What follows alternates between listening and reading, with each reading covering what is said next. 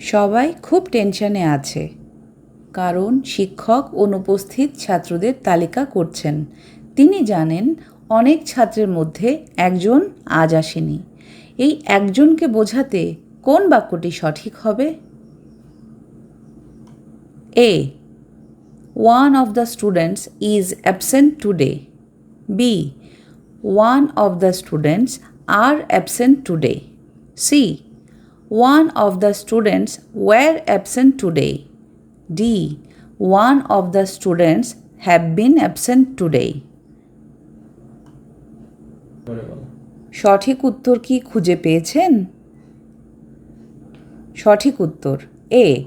One of the students is absent today কারণ one of the students সাবজেক্টের keyword হলো one যা singular, ফলে ইজ এর ব্যবহারই সঠিক হবে।